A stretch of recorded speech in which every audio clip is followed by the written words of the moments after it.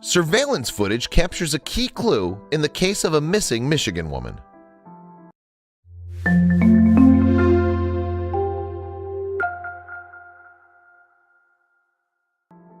On April 25, 2013, Jessica Haringa was working the late shift at the ExxonMobil gas station in Norton Shores, Michigan. The graveyard shift wasn't ideal, but as the breadwinner of the family and the mother of a 3-year-old son, she desperately needed the cash. Even a regular customer who pulled up to the gas station that evening noticed that Jessica was acting strangely. Was she okay? Was she safe? He had no idea that the very next night, the 25-year-old clerk wouldn't make it home. The next night, on April 26, Jessica was back at her shift. She sold a carton of cigarettes around 11 p.m. and then she completely vanished. 10 minutes later, a customer arrived at the station. He walked into the convenience store to purchase some gas, only to find no one inside or behind the counter. Assuming something was wrong, he called the police, who arrived soon thereafter. When authorities arrived and investigated the scene, they discovered what would be the first of many clues in her disappearance. Almost right away, police discovered that Jessica's purse, jacket, cigarettes, and car had all been left at the scene. This evidence led them to believe that something seriously sinister had happened that night.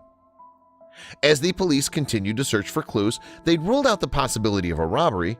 With the cash register untouched and $400 in Jessica's purse, they knew money wasn't a motive. Clearly, the young woman had been abducted.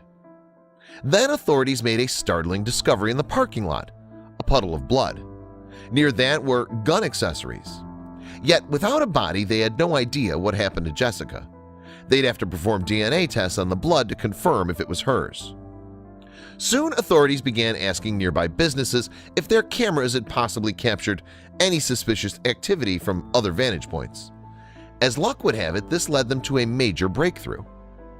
A nearby business's footage confirmed that one of Jessica's managers, who was off-duty but happened to be driving by with her husband just before 11 p.m., told police there'd been a suspicious man in the Exxon parking lot that night.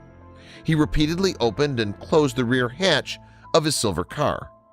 Once he had it closed, he'd driven off. Soon enough, the DNA test results returned, confirming that the blood belonged to Jessica. With this evidence, an official investigation was launched. Many leading field experts, intelligence analysts, and scientists were brought in to help. Yet for more than 3 years, their search for answers was all in vain. During that time, 75 people worked on the case, totaling 12,000 hours. With just shy of 1,500 tips examined, 53 residences inspected, and multiple land and water searches, they still had nothing. What could have possibly happened to Jessica that night? Finally, a witness came forward with some potentially helpful information. He described a Caucasian man in his 30s who was around 6 feet tall and driving a silver SUV. He said the man was seen at the station flirting with Jessica just before she disappeared. The authorities finally got their big break. They managed to track down a local factory worker named Jeffrey Willis, who had recently attempted to abduct a teenager from the area. Jeffrey was brought into custody for his possible connection to Jessica's disappearance, and he was also quickly charged with the 2014 murder of another local woman, Rebecca Sue Bletch. Obviously, police thought they'd found the man responsible for many crimes. There were some clues that pointed to Jeffrey being the suspect. Not only did he suspiciously fail to show up to work on the evening of Jessica's disappearance, but he was also a frequent customer at the gas station where she worked. Authorities then obtained a search warrant for his home and his car. While searching his silver van, authorities uncovered gun ammunition, a knife, several syringes, and video recorders.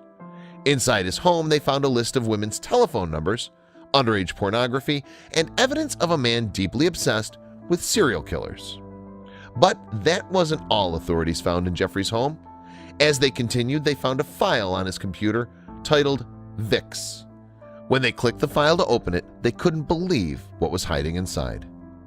Not only did they find images of Rebecca's lifeless body, but ones of Jessica's as well. Later that year, prosecutor DJ Hilton claimed they'd found enough evidence to prove that Jeffrey had murdered Jessica and that a man named Kevin Laverne Blum was likely an accessory in the crime. The next day, a judge ruled both Jeffrey and Kevin would have to stand trial for their crimes. Simultaneously, a bill known as Jessica's Law was proposed. It would require gas stations to offer better security for late-night employees. Jeffrey and Kevin continue to await trial in connection to Jessica's disappearance and likely death. Meanwhile, her family hopes their daughter and any other affected victims will receive the justice they so rightly deserve. It's tragic to think Jessica was only trying to provide for her family when her life was cut short. Let's hope she and her family finds justice and closure from this tragedy. Share this tragic story with your friends below. Check out these other videos from Let Me Know. If you haven't made the move to subscribe to our channel, all you need to do is click on that red subscribe button. Thank you for watching.